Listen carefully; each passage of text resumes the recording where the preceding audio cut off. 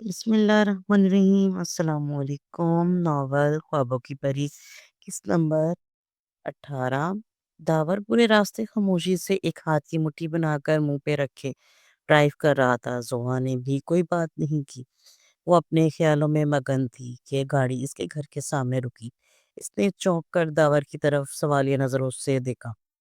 अभी वो कुछ बोलना ही चाहती थी कि दावर गाड़ी का दरवाज़ा खोलकर बाहर निकला और दूसरी तरफ आकर ज़ोआ की तरफ का दरवाज़ा खोला। "उतरो।" ये एक लफ्ज़ बोलकर वो इसके उतरने का इंतज़ार करने लगा। ज़ोहा नासमझी से इसकी तरफ देखती गाड़ी से उतरी। फिर आगे-पीछे दोनों घर में दाखिल हो गए। इज़हार साहब जो ऑफ़िस जाने के लिए निकल रहे थे, इन दोनों को इतनी सुबह देखकर हैरान रह गए। "हैरत, खैरियत? तुम लोग इतनी सुबह?" इन्होंने दावर से मिलते हुए पूछा। "हाँ, कुछ ज़रूरी बात करनी थी आपसे।" "ऐसी क्या बात है जिसे करने के लिए तुम्हें इतनी सुबह आना पड़ा? सब ठीक तो है ना?" "जी, सब ठीक है। आप आंटी और अनवर अंकल की फैमिली को भी बुला लें।" "ठीक है दावर, तुम ड्राइंग रूम में बैठो, मैं अनवर भाई को बुलाता हूँ। ज़ोहा, तुम अपनी माँ को बुला लाओ।"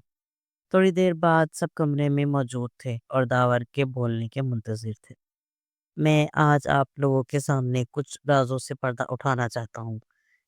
फिर वो सारी बात सच बताता गया, खुद को बेगुनाह साबित किए बिना। इसने कल की पूरी रात सोचा। वो इस नतीजे पर पहुंचा कि वो अपने बाप को शर्मिंदा नहीं करवाएगा और इसने सारा इल्ज़ाम अपने सर ले लिया कि सफदर साहब ने इसके मजबूर करने पर ही ये सब कुछ किया था, पर इसने अपनी मोहब्बत का हक अदा कर दिया था।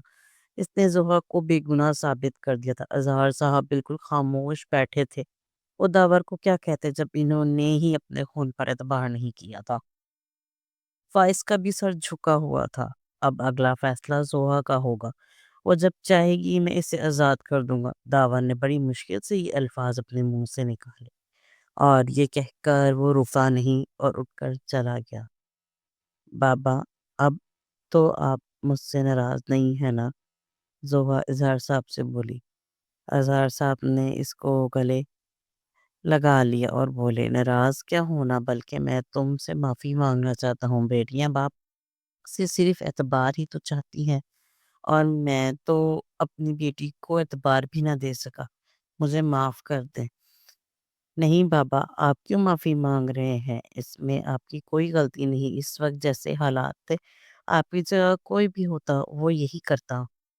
आखिर को थी तो वो एक बेटी ही ना, और बेटी कब अपने बाप को शर्मिंदा देख सकती है?"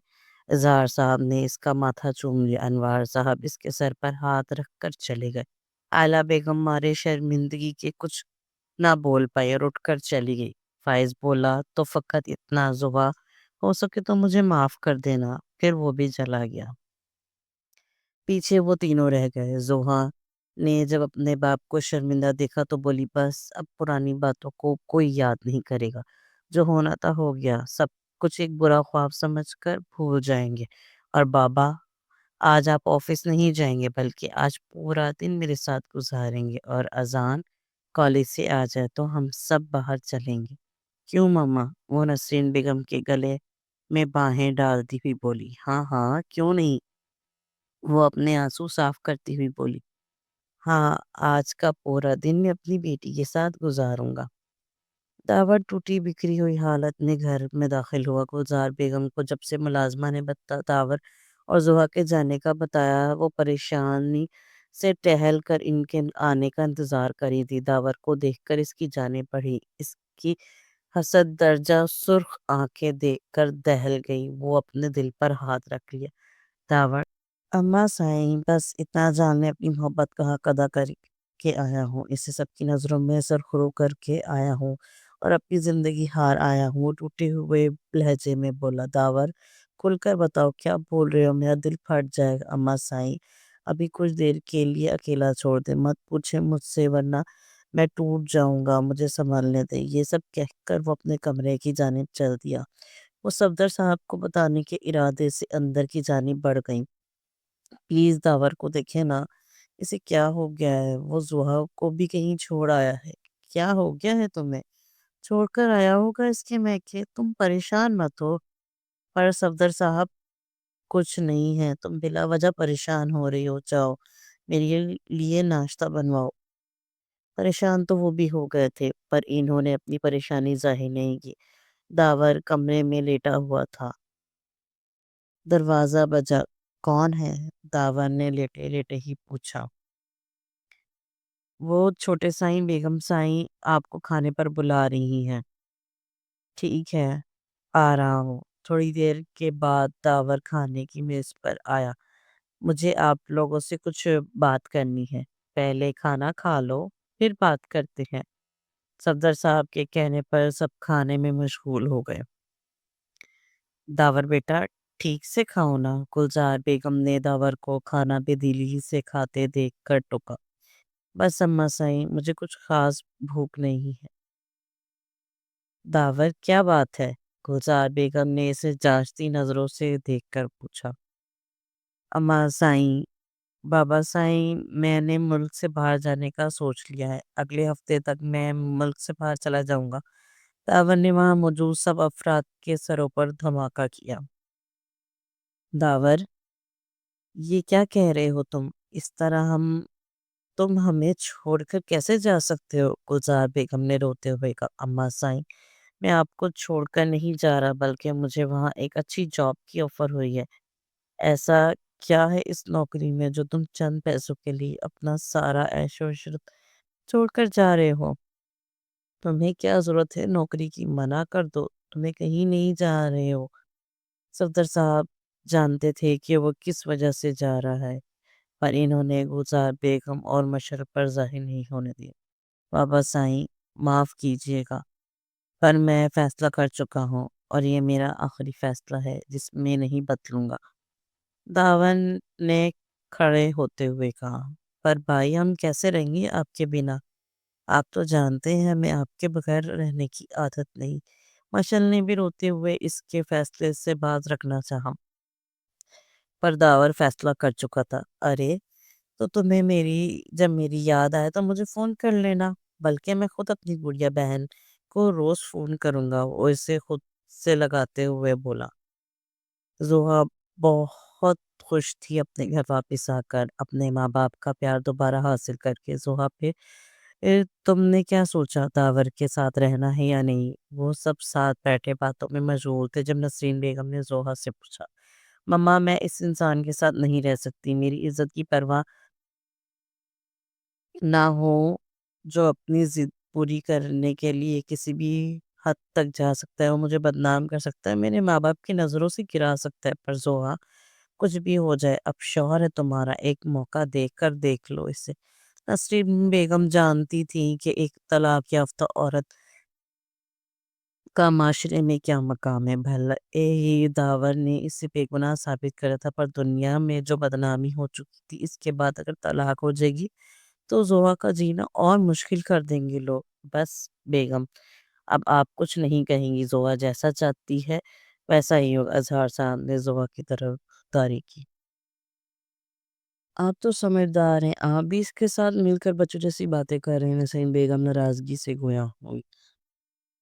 بس اب اور کوئی بات نہیں، اب وہی ہوگا جو میری بیٹی چاہے گی، پہلے ہی ہم اس کے ساتھ بہت برا کر چکے، اب مزید نہیں۔ اظہار صاحب نسرین بیگم کی ناراضگی وہ خاطر میں لائے بغیر بولے۔ نسرین بیگم نہ چاہتے ہوئے بھی خاموش رہنے پر مجبور تھی۔ داور کے جانے کی ساری تیاریاں مکمل ہو چکی تھیں۔ آج شام 5 بجے کی اس کی امریکہ کی فلائٹ تھی۔ ابھی دن کے 12 بج رہے تھے۔ صفدر صاحب اس کے کمرے میں آئے۔ داور، میں ایک بار پھر بولتا ہوں، مت جاؤ، وہ شکستہ سے لہجے میں بولے۔ ان کے انداز پر داور کو افسوس تو ہوا، پر وہ اگر یہاں رکتا تو زوہا سے دور نہیں رہ پاتا، اسی لیے وہ دل کو مضبوط کر کے بولا۔ بابا صحیح، مجھے معاف کر دیجیے گا، پر آپ کی یہ بات ماننا میرے بس میں نہیں۔ معافی تو مجھے تم سے مانگنی چاہیے، میں تمہاری زندگی سنوارنے کے لیے غلط راستہ اپناتا، تمہاری زندگی برباد کر کیا۔ وہ اس کے سامنے ہاتھ جوڑتے ہوئے بولے۔ داور نے تڑپ کر ان کے بندے ہاتھ اپنے ہاتھ میں لیے اور انہیں چومتے ہوئے بولا، بابا سائیں کیوں آپ ایسا کریں، مجھے گناہگار کریں، مجھے آپ سے کوئی گلہ نہیں، آپ نے جو کیا میری محبت میں کیا، یہ تو میری قسمت ہی خراب تھی، اس میں آپ کا کوئی قصور نہیں۔ صفدر صاحب نے اس کی بات سن کر اسے زور سے خود میں بھینچ لیا۔ کافی دیر گلے لگنے رہنے کے بعد داور ان سے الگ ہوتے ہوئے بولا، زوہا کی طرف سے پیپرز آئیں تو وہ مجھے بھجوا دیجیے گا۔ داور نظریں چراتا ہوا بولا، میں ایک بار پھر کہوں گا کہ سوچ لو بابا سائیں، اب سوچنے کے لیے کچھ نہیں بچا، چلیں اماں سائیں کے پاس چلیں، میرا بھی جانے کا ٹائم ہو رہا ہے، وہ بیگ اٹھاتا ہوا بولا اور باہر نکل گیا۔ اس کے پیچھے صفدر صاحب بھی شکستہ قدموں سے اس کے پیچھے چل دیے۔ کھانا کھانے کے بعد داور جانے کے لیے اٹھ کھڑا ہوا۔ اچھا اب مجھے اجازت، گلزار بیگم کے سامنے جھکتا ہوا بولا، وہ جو اپنی دیر سے آنسوؤں کو پینے کی کوشش کرنے میں لگی تھی ایک دم سے رو پڑی۔ داور، مت چھوڑ کر جاؤ میرے بچے، کس بات کی سزا دے رہے ہو تم ہمیں؟ اماں سائیں کیسی باتیں کر رہی ہیں؟